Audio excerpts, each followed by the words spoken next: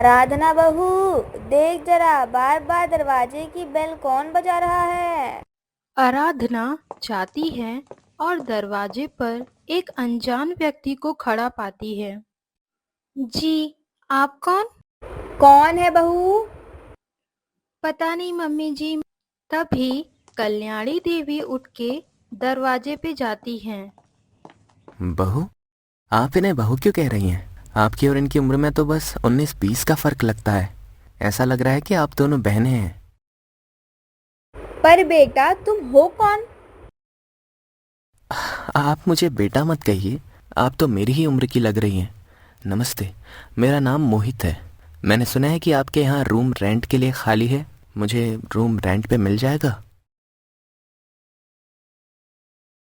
अपनी तारीफ सुनकर सास कल्याणी देवी बहुत खुश हो जाती हैं, पर वहीं उसकी बहू को ये सब सुनकर अजीब लग रहा था। तभी ससुर आते हैं और कहते हैं, लेकिन हमने तुम्हें यहाँ पहली बार देखा है और हम अनजान लोगों को रूम रेंट पर नहीं देते। जी, मैं अनजान तो हूँ शहर में, पर मेरी जॉब के कारण मेरा यहाँ ट्रांसफ़र हुआ है। ऐसे तो मुझे कहीं भी रूम नहीं मिलेगा ठहरने के लिए। अरे बस इतनी सी बात बेटा। मेरा मतलब मोहित, तुम परेशान मत हो। हमारे छत पर एक रूम है, खाली है। तुम वहाँ रह सकते हो। आओ, मैं तुम्हें कमरा दिखाती हूँ। अरे, मगर हम तो इसे जानते भी नहीं है। मोहित, पहले अपने बारे में बताओ, तुम कहाँ के रहने वाले हो, क्या काम करते हो? वो दरअसल मैं सॉफ्टवेयर इंजीनियर हूँ और मैं कानपुर का रहने वाला हूँ। यहाँ मेरा ट्रांसफ़र हो गया है और मैं यहाँ नया हूँ। कल्याणी जी, अब तो आप मुझे रूम दिखा दीजिए। मगर मगर क्या? उसे कमरा देखने तो दो। उसे पसंद भी आता है या नहीं, देखने में भी अच्छे घर का लग रहा है। आओ मोहित, मैं दिखाती हूँ रूम। कल्याणी देवी मोहित को रूम दिखाने जाती हैं, पर यहाँ बहू और ससुर को ये मोहित अजीब लगता है। इधर मोहित और कल्याणी देवी रूम में पहुंच जाते हैं। वाकई में कल्याणी जी, अगर आपको और आपकी बहू को साथ में खड़ा कर दिया जाए तो कोई बता ही नहीं सकता कि सास कौन है और बहू कौन।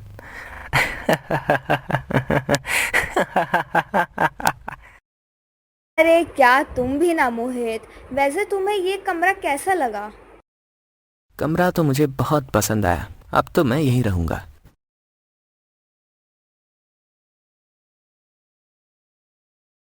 कल्याणी देवी ने खुद ही मोहित को घर में रखने का फैसला कर लिया, और ये बात कल्याणी के पति को पसंद नहीं आती। और शाम को जब कल्याणी देवी का बेटा ऑफिस से आता है तो मम्मी, ये मैं क्या सुन रहा हूँ? आपने कोई किराएदार रखा है जिसे हम जानते भी नहीं हैं? क्या ज़रूरत थी माँ आपको ऐसे अनजान इंसान को रूम देने की?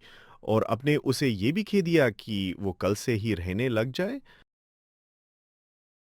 अरे बेटा, ये तुम्हारी माँ को बहू की बहन बता रहा था और तुम्हारी माँ उसकी बातों में आ गई। क्या सच में माँ उसने ऐसा कहा? पर आराधना तो बता रही थी कि वो मेरी उम्र का था। अरे तो क्या गलत कहा उसने? मैं इतनी भी बूढ़ी नहीं दिखती हूँ। वो तो बस मैं अच्छे से रहना छोड़ दिया है, लेकिन देखना, मैं भी अब घर में अच्छे से तैयार होकर रहूंगी। अरे सही तो कह रही है मम्मी जी। मम्मी जी भी अभी जवान ही तो हैं। बस मम्मी जी को थोड़ी एक्सरसाइज करने की जरूरत है।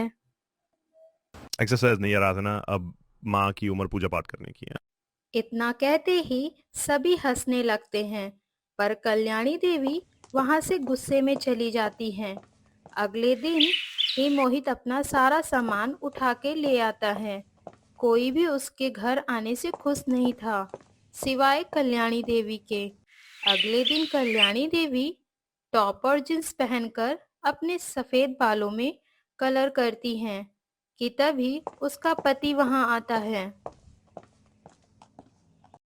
ये बूढ़ी थोड़ी लाल लगाम लगा के कहाँ जाने की तैयारी हो रही है?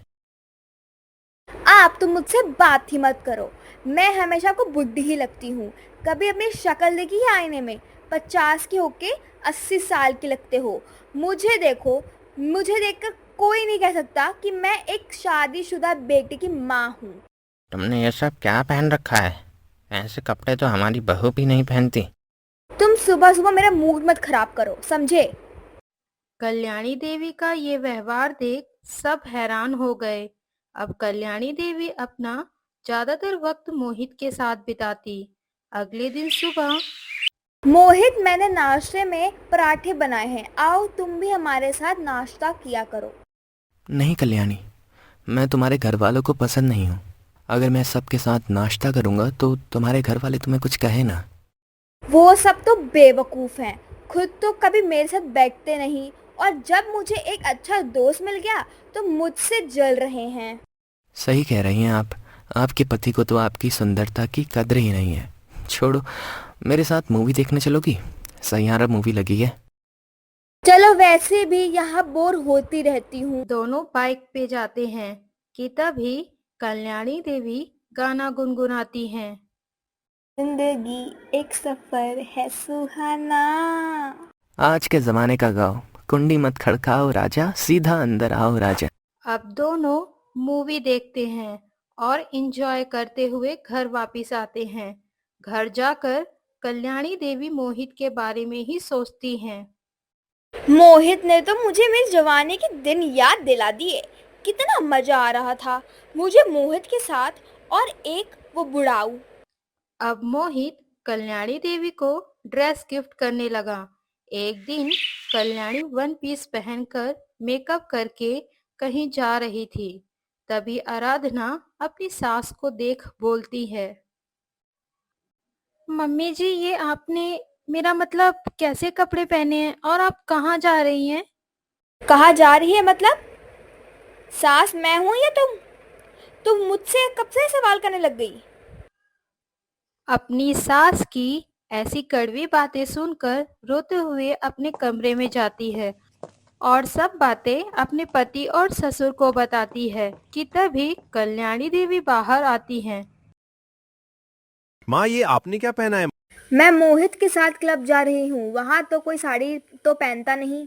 माँ, परवर क्या, आज तक तो तुम में से कोई मुझसे पूछता नहीं था, और आज मैं मोहित जैसे अच्छे दोस्त पाकर खुश हूँ तो तुम लोगों से मेरी खुशी देखी नहीं जा रही।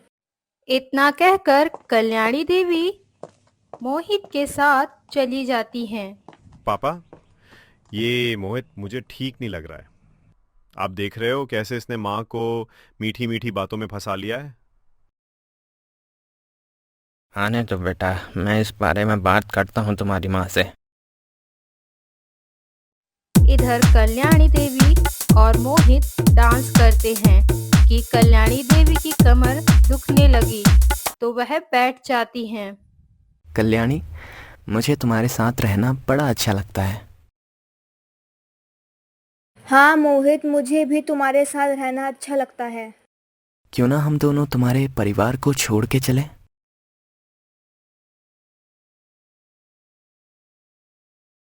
छोड़ के चले? वैसे मुझे ये ख्याल बुरा तो नहीं लगा। तुम आज ही अपने घर पर हमारे बारे में बात करना।